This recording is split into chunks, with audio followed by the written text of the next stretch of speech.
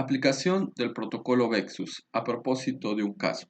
En esta ponencia vamos a ver, o en esta corta ponencia vamos a ver la aplicación del protocolo Vexus a un caso concreto. El protocolo Vexus es el exceso,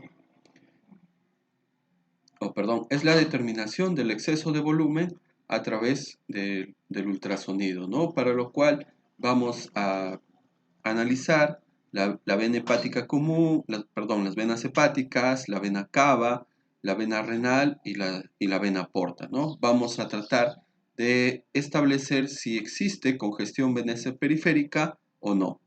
Para lo cual el protocolo Vexus tiene 4 grados: grado 0, donde no hay congestión; el grado 1, donde hay una congestión moderada; el grado 2, también hay una congestión moderada; el grado 1 podría ser de leve a moderado; el grado 2 moderado; y el grado 3 una congestión severa. El primer paso para realizar el protocolo Vexus es medir el diámetro de la vena cava. Si es mayor a 2 centímetros y la vena cava no colapsa, está pletórica, se procede al análisis de la vena hepática. Si esto no es así, es decir, si la vena cava mide menos de 2 centímetros de grosor, si no está pletórica, si está colapsable, ya no se hacen el paso 2, ni el 3, ni el 4. ¿De acuerdo? Simplemente ya se obvia ya esa parte, ya no se tiene por qué analizar la vena hepática, la vena porta o la vena renal en el contexto del protocolo Vexus. Muy bien, entonces si en el primer paso la vena cava está pletórica, mayor a 2 centímetros, no es colapsable, se analiza las venas hepáticas, ¿no? Donde un patrón normal es cuando el componente sistólico supera el componente diastólico. Un componente moderadamente anormal es cuando el componente sistólico está por debajo del componente diastólico, y un componente severamente anormal es cuando la onda S se vuelve reversa y el componente diastólico sigue siendo negativo. En el paso número 3 se interroga a través del espectro, del Doppler espectral, a la vena porta. La vena porta, el espectro normal es un flujo relativamente continuo, sin muchas variantes, sin picos excesivos ni picos negativos de velocidad. Un patrón moderadamente anormal es cuando ya se empieza a identificar ciertas ondulaciones con una velocidad máxima y una velocidad mínima de ciertas diferencias, ¿no? Y un patrón severamente anormal es cuando ya tenemos una velocidad mínima muy reducida y una velocidad máxima muy alta, ¿no? Donde se identifican claramente picos altos y picos bajos, ¿no? Donde el índice de pulsatividad supera el 50%. En el caso del Doppler de la vena renal, del Doppler espectral, el patrón normal es cuando el flujo es monofásico, ¿no? De la vena renal es monofásico, eso es lo normal. Un patrón moderadamente anormal es cuando tenemos eh, dos componentes ya discontinuos, ¿no? Ya podemos diferenciar una sístole y una diástole. Y un patrón severamente anormal es cuando solo predomina el componente diastólico discontinuo. Muy bien, entonces volvemos a la idea del principio, cuando yo tengo la vena cava que que no es pletórica, que es colapsable, menor a 2 centímetros, el grado es 0. Cuando yo veo que la vena cava es pletórica, paso a hacer los pasos 2, 3, 4. Entonces, yo tendré un grado 1 cuando la vena cava supere los 2 centímetros de grosor, es pletórica, y adicional a eso, tengo que tener algún patrón de normalidad, ya sea cualquiera de los tres, algún patrón de normalidad o un patrón moderadamente anormal, ¿no? Entonces, eso será un grado 1. Un grado 2 o una congestión moderada será considerada cuando la vena cava tenga un diámetro mayor a 2 centímetros y un patrón severo de anormalidad, ¿no? Algún patrón severo de anormalidad. Uno de estos tres, algún patrón severo de anormalidad. El grado 3 es cuando la vena cava sigue siendo pletórica mayor a 2 centímetros y tiene dos patrones severos de anormalidad. Ese vendría a ser un grado 3. Muy bien, entonces acá tenemos un caso, un ejemplo.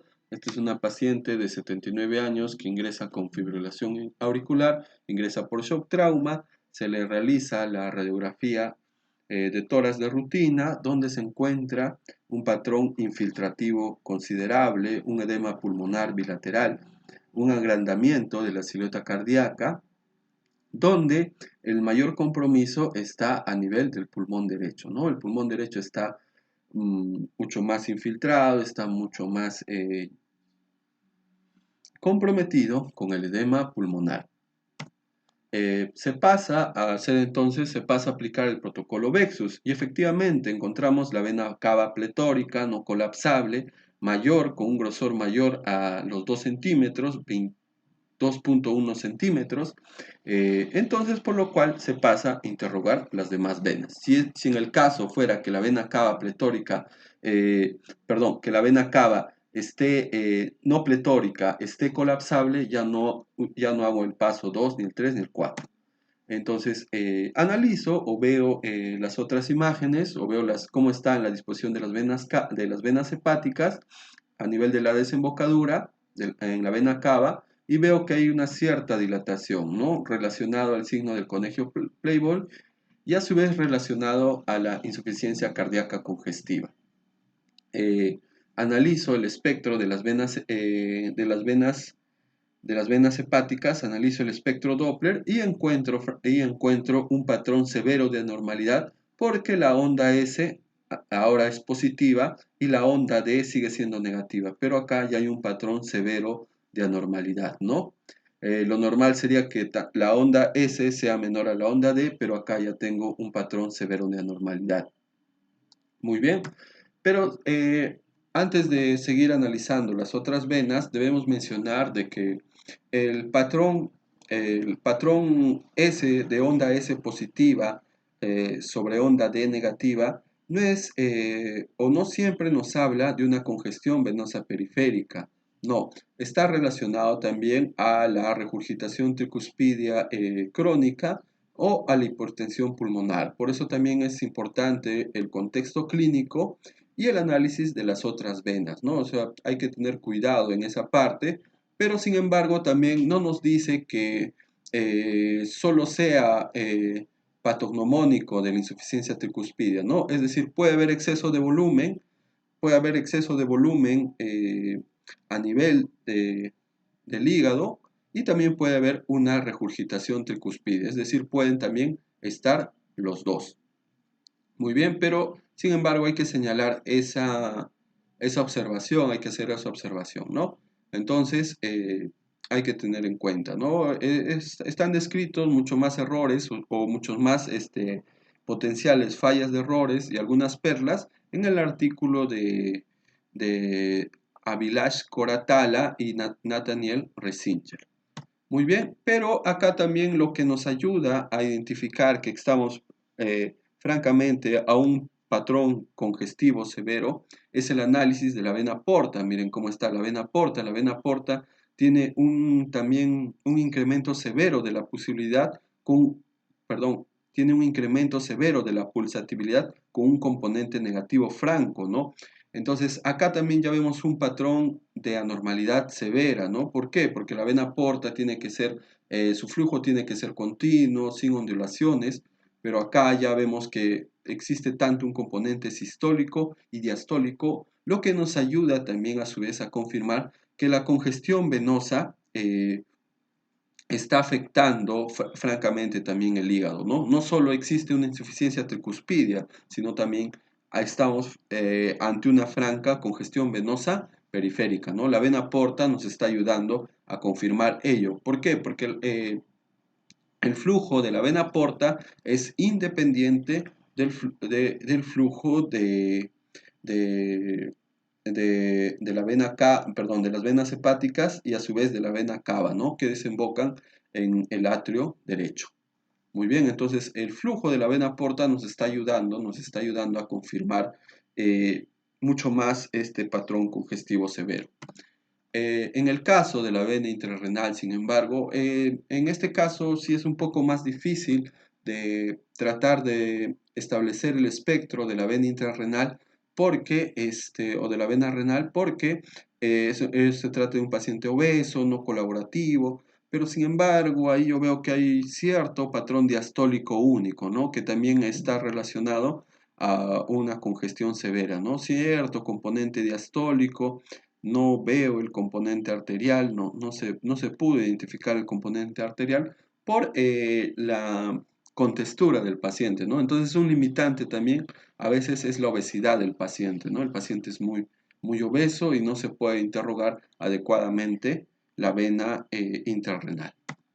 Muy bien, entonces estamos francamente ante una congestión severa, estamos ante un Vexus 3 porque el componente sistólico se volvió positivo y el componente diastólico sigue siendo negativo a nivel de la vena hepática. La vena porta ha adquirido una pulsatividad, ha incrementado severamente su pulsatividad, tanto así que ahora tiene un componente diastólico y de la vena renal se podría tomar con pinzas porque solo se llegó a identificar un componente diastólico, ¿no? Sin embargo, ya tenemos tres componentes, ¿no? Vena cava, vena cava peletórica, no colapsable, vena hepática patrón severo, vena porta severa.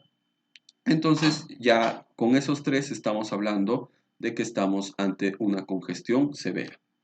Sin embargo, acá hay un hallazgo que también nos ayuda a pensar que la congestión se ha extendido hacia las venas periféricas, hacia el abdomen, porque se encuentra un engrosamiento de la pared vesicular eh, que no está relacionado a una colecistitis, ¿no?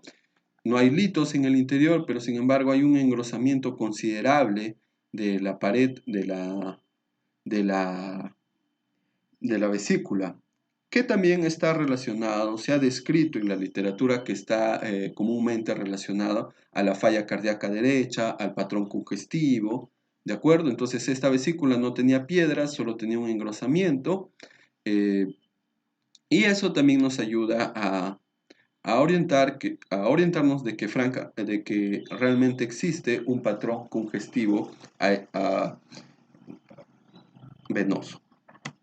Muy bien, también se realiza el hemograma y no se ve un patrón, perdón, no se ve una leucocitosis, ¿no? O un aumento excesivo del valor de los leucocitos, lo que nos ayuda también a definir que estamos simplemente ante un engrosamiento de la pared vesicular, ¿no? Los leucocitos están en 8.17. Muy bien, eso sería todo. Gracias.